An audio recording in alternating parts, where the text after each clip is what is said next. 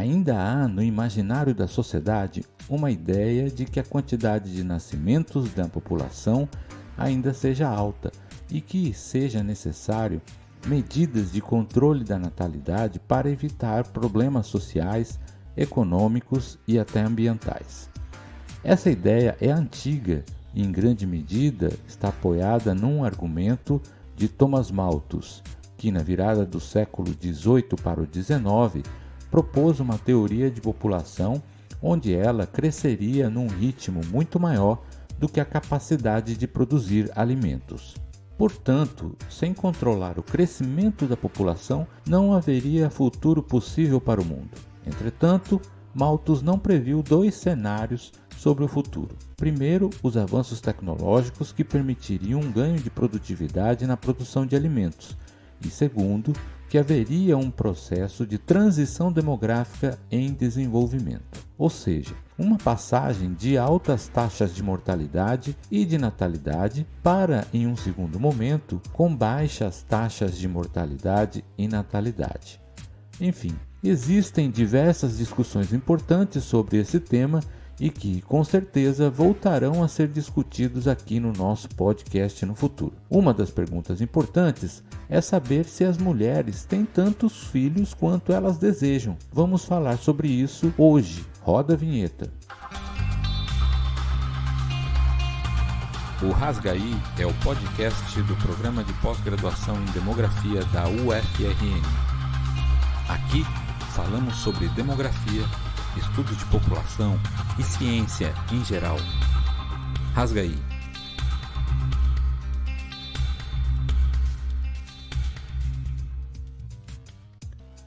E para falar sobre essa questão, convidamos a pesquisadora e docente da Escola Nacional de Ciências e Estatísticas, a ENSE, que é vinculada ao IBGE, a pesquisadora e professora Angelita Alves de Carvalho. Ela conversou conosco sobre o déficit de fecundidade na América Latina. Entre a década de 60 e os dias atuais, o número médio de filhos por mulher na região passou de cerca de 6 para menos de 2. Uma queda na fecundidade muito grande em um curto período de tempo, pois se comparamos com a Europa, por exemplo, onde essa queda aconteceu de modo mais gradativo nos últimos 100 anos. Diante desse contexto, a pergunta que fica é: as mulheres na América Latina estão tendo tantos filhos quanto desejam?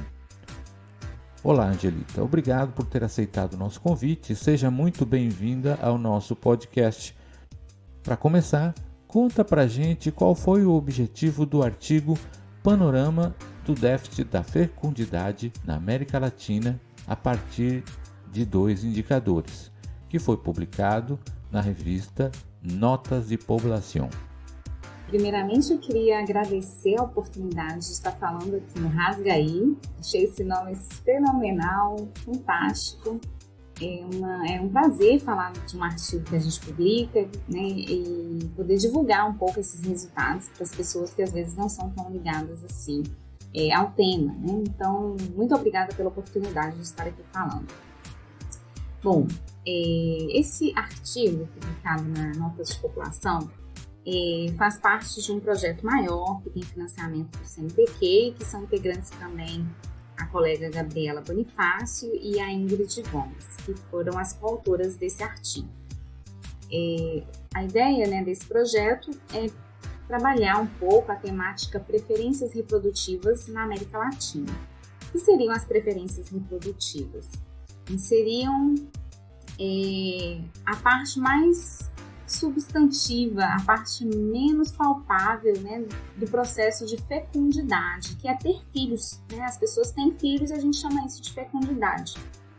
Então, é a parte mais, talvez, emocional, a parte que está por trás do fenômeno de ter filhos. Então, a gente pensa, né, palavras que estão aí nesse processo de construção da fecundidade pelas pessoas, que seriam os desejos que as pessoas têm de ter filhos, as intenções de ter filhos, e como que as pessoas formulam isso nas suas cabeças, né, e depois colocam isso em prática, né? Então, esse artigo é resultado desse projeto e esse artigo especificamente teve como objetivo estimar um déficit de fecundidade, né? Acho que o próprio nome déficit traz uma ideia de algo que está em falta, que está menor, né? Por quê? Porque quando eu falo de preferências reprodutivas, eu quero estimar as pessoas que conseguem colocar em prática, que conseguem ter um número de filhos que elas realmente gostariam de ter. Então, essas seriam as pessoas com uma fecundidade ideal, né? Com uma fecundidade realizada, igual ao que você pretende ter, ao que você gostaria de ter. Então, isso não é algo que teria problema, essas pessoas estariam teoricamente satisfeitas. Mas o que a gente vê na prática é que um grande grupo de pessoas ou tem mais filhos do que gostaria de ter, ou tem menos filhos do que gostaria de ter. Então, na América Latina, por muito tempo, havia um predomínio de mulheres tendo mais filhos do que gostariam de ter, né? Pela falta de acesso ao planejamento familiar, enfim, por diversos fatores, isso ocorria com muita frequência. O que tem se observado, e artigos mostram isso, que mesmo em países menos desenvolvidos, em países em desenvolvimento, como os latino-americanos ou até mesmo os africanos, a gente já tem um percentual de mulheres tendo menos filhos do que gostariam de ter. E seria esse tal déficit de fecundidade. Ou também fecundidade não realizada, ou a gente chama também de fecundidade discrepante negativa. Tudo isso significa ter menos filhos do que gostaria de ter.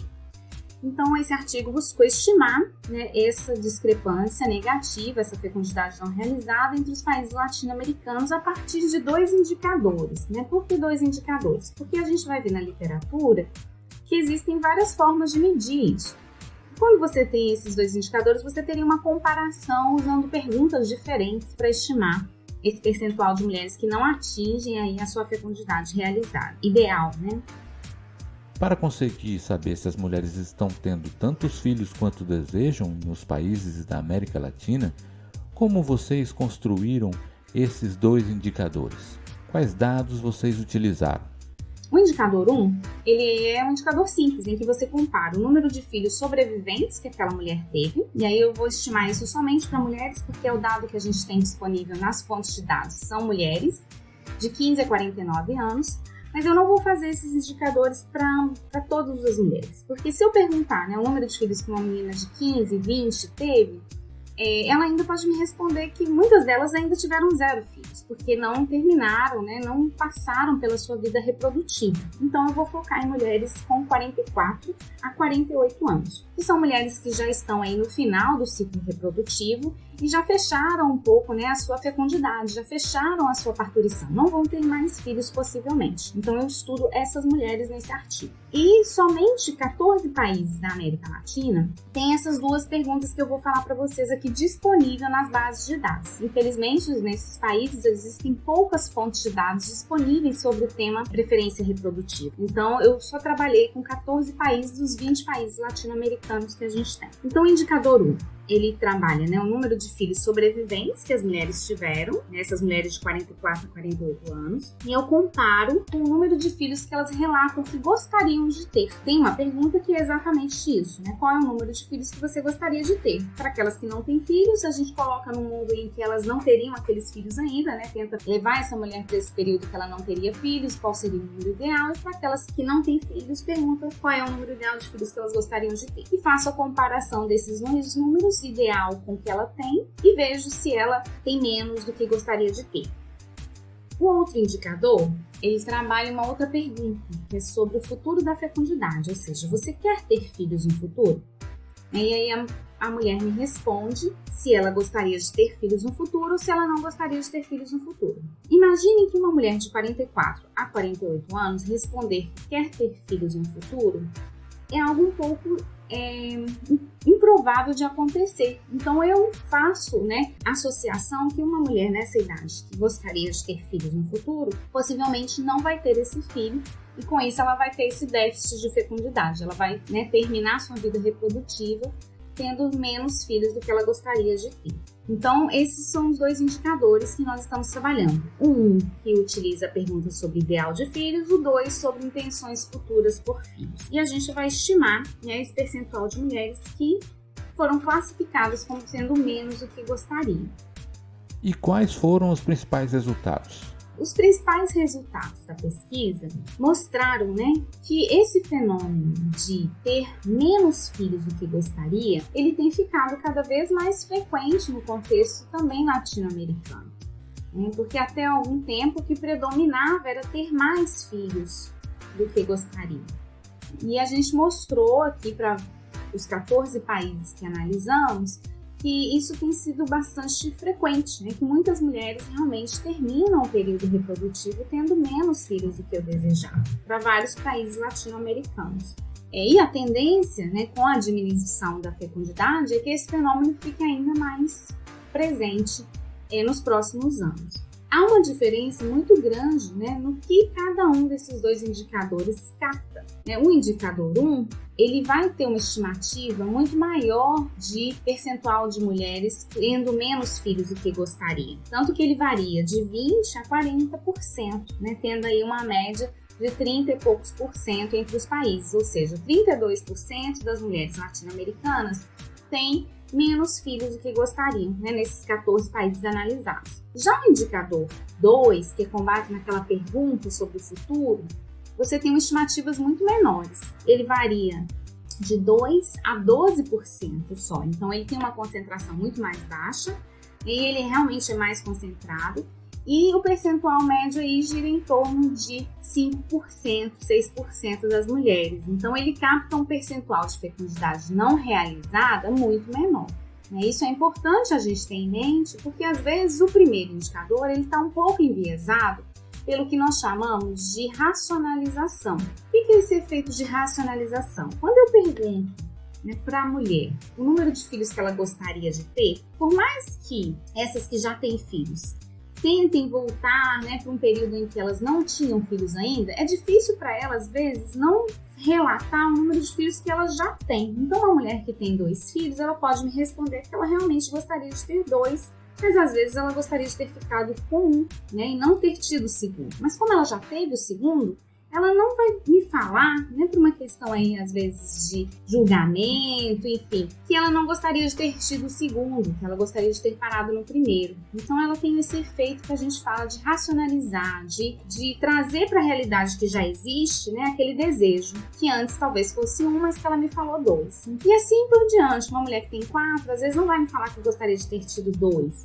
porque ela já tem os 4, então ela vai me falar o 4. Então, quando eu estimar a fecundidade pelo indicador 1, por ele vir dessa pergunta, muitas vezes ele pode estar sobreestimando, ou seja, ele está classificando mais mulheres como fecundidade discrepante, sendo que elas não são. Elas falaram um desejo maior de filhos do que elas realmente têm. E esse indicador ainda, essa pergunta, tem algumas críticas ainda que dizem que a pessoa pode estar falando o número ideal de filhos que ela pensa que todo mundo deveria ter, e não exatamente o número de filhos que ela gostaria de ter. Então, esse indicador 1, ele pode ter alguns viés. Por isso que é importante ter o indicador 2, que também vai te revelar um percentual de mulheres que não vai conseguir atingir a sua fecundidade desejada.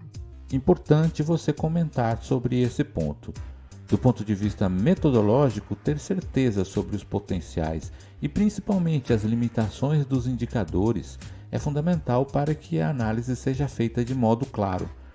De fato, para quem não tem intimidade com o método científico, quando você fala sobre o viés do indicador, pode parecer que isso invalida a análise, mas ao contrário, é fundamental que o pesquisador tenha consciência e exponha essas questões para que a análise tenha o devido rigor científico. Em relação a esses resultados, em quais países vocês encontraram os maiores índices da fecundidade não realizada? Países em que a fecundidade é mais baixa tendem a ter um percentual maior dessa discrepância negativa, dessa fecundidade não realizada. E também países em que as desigualdades de gênero são maiores também tendem a ter um percentual maior dessa discrepância, desse percentual de mulheres que têm menos filhos do que gostariam. Em relação a políticas públicas, políticas sociais, quais implicações esses resultados ajudam a gente a entender o contexto da nossa região? Eu vou destacar aqui que esses temas, eles têm relação direta com o acesso aos direitos reprodutivos. Então, gostaria de frisar que pensar a realização, né, das preferências reprodutivas é diretamente relacionado, né, ao direito reprodutivo de ter quantos filhos e quando a gente gostaria de ter. Então, uma pessoa ela tem que ter o direito de não ter filhos, ela tem que ter o direito de ter 1, de ter 2, de ter 3. Quando ela tem menos, é preciso pensar o que fazer, né, para ela conseguir ter aquele número que ela gostaria. E quando tem mais, também é preciso pensar, os governos, né, estou dizendo aqui de políticas públicas, para que faça com que essas mulheres tenham exatamente esse número de filhos que elas gostariam de ter, não tendo nem a menos, nem a mais. Então é isso, eu acho que esse artigo ele traz essa discussão à tona também para um contexto latino-americano, onde as mulheres têm cada vez menos filhos e menos ainda do que gostariam de ter. Muito interessante, Angelita. Como falei no início, esse número médio de filhos por mulher na América Latina vem caindo sistematicamente ao longo das últimas décadas. No Brasil, já estamos com essa taxa de fecundidade abaixo do mínimo necessário para repor a população. E as projeções apontam que nossa população deverá começar a decrescer antes de 2040. Entender essa relação entre o número de filhos desejados e efetivamente realizados é importante para enfrentar esses desafios que virão pelo processo de decrescimento e envelhecimento populacional no futuro. Com certeza, esse é um tema instigante e que ainda será pauta aqui no Rasgaí. É só você continuar nos acompanhando que em breve discutiremos algumas dessas discussões e conceitos relacionados à natalidade, fecundidade e crescimento da população. Esse foi o episódio 25 do Rasgaí. Muito obrigado novamente, Angelita, e parabéns para você e suas coautoras pela publicação dessa pesquisa. A gente fica por aqui. Continue seguindo a gente nas principais plataformas de áudio e siga nossas redes sociais através do @ppgdem. Agradeço a sua audiência, um abraço e até a próxima semana.